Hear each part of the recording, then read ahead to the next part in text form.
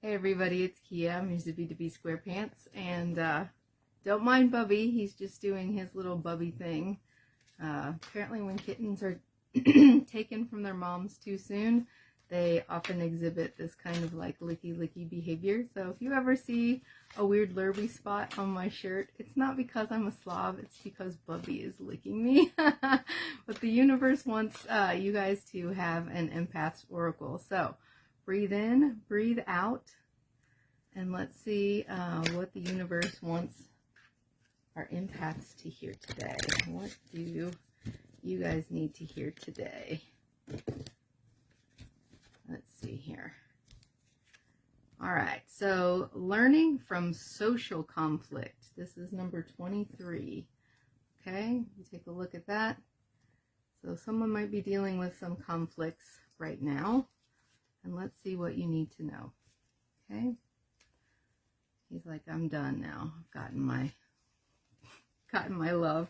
All right. So this is about equipping the mind with knowledge of how to gently deal with conflict, choosing not to become overwhelmed in the face of disagreement, and deciding to focus on the lessons of conflict rather than placing blame. Okay? So it says, empaths notoriously strive to avoid social conflict. As much as we try, conflicts can arise, which is why we must be prepared. Sometimes these conflicts last for years or a lifetime, and other times they are temporary disagreements. This card reminds you that there are times when you do have the opportunity to learn more about yourself when social criticism is constructive. Insults and cruel exchanges, however, are destructive. With practice, you can gain the ability to know the difference. It's okay to recognize when we've made a mistake and to apologize for it, but we also need to know when we are doing the best we can in any given situation and must fight against becoming shamed or persuaded into the role of bad guy. We cannot wallow in these feelings. We also cannot solve everybody else's problems. We just can't. We have enough of our own to deal with. Boy, that's the truth. When our perspectives are solicited by someone else, we can offer advice to the best of our ability, and we can refer others to professional resources when needed.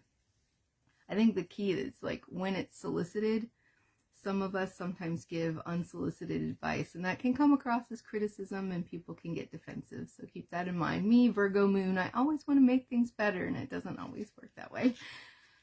Buddhist philosophy emphasizes right action. If you understand that you are acting and behaving in a compassionate, attentive, and responsible manner, you will find that the judgments and opinions of other people carry less weight. So when you know that you're doing good and you're doing right, when people say things about you, you can let it roll off your back because you know that you're doing the right thing. So that's the important thing. Get in line with who you are and don't let other people's words sway you. If you know you're doing the right thing, trust. All right? We can't allow others' negative opinions, whether from the past or present, to become a heavy burden to shoulder. By being in control of your own body and mind, a compassionate self-awareness can be achieved. If we choose to listen more than we talk, we are more apt to get along with others without being a pushover. 2 ears, 1 mouth. Listen twice as much as you speak. It's vitally important to keep in mind that highly empathic people not only have a blurred sense of social boundaries, unless this gets reinforced from traumatic experiences, but we also have a difficult time judging the boundaries of others. Not everyone is like us. We have a responsibility to take a step back socially, even if that stepping back is brief, to feel out of other people's social boundaries. To feel out other people's social boundaries. Sorry, this is confusing. Let's just go over this, okay? Sometimes you have to take a step back and realize what the boundaries are because empaths typically get too involved, okay? So just watch and observe, and then you know how to proceed. That's what this means. If social conflict is forming around you, whether in the form of tears, aggressive anger, or other hurtful emotions, it's vital that you disconnect to the best of your ability. Your intuition will guide your path in the situation. This does not imply a need to ignore, deny, or invalidate the other party's expressions, but to disallow them to sway you from your center. Empaths have the challenge to have emotional control in any given situation, and this is empathic empowerment. Because empaths are easily persuadable, it is important not to give in or fully agree with another person's train of thought. As we've been told all our lives, there are two or more sides to every story. Suggestions for action. Yelling, screaming, and dramatic outbursts do not sit well with highly empathic people because the emotions attached to the reactive displays overtake us. This is especially the case when someone takes issue with us personally. It feels natural to absorb the criticism and take it on board.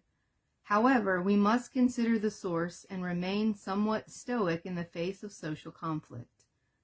Like a tightrope walk, we should not totally bow our heads in shame during interpersonal conflict, nor should we respond with the same amount of reactive intensity. We must remain centered and true to ourselves. Socially, it's important to remain self-assured while still being open to other opinions, feelings, and perspectives. Disallow the pendulum to swing to arrogance or smugness. These are shallow defense mechanisms that make it appear that you're not validating someone else.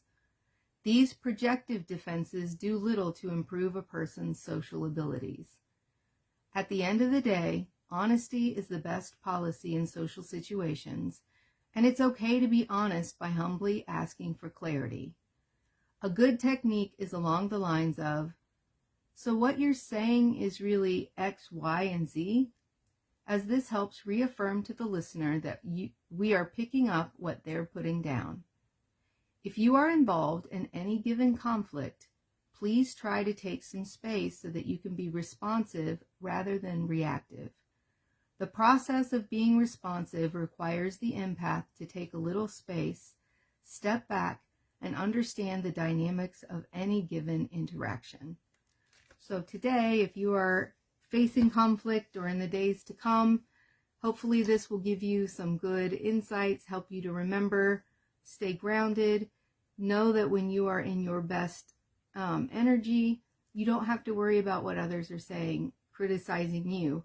Don't take on other people's criticism unless it's warranted, and you'll know. So I hope this helps, and I hope you don't have too much conflict, because I hate conflict. So love y'all.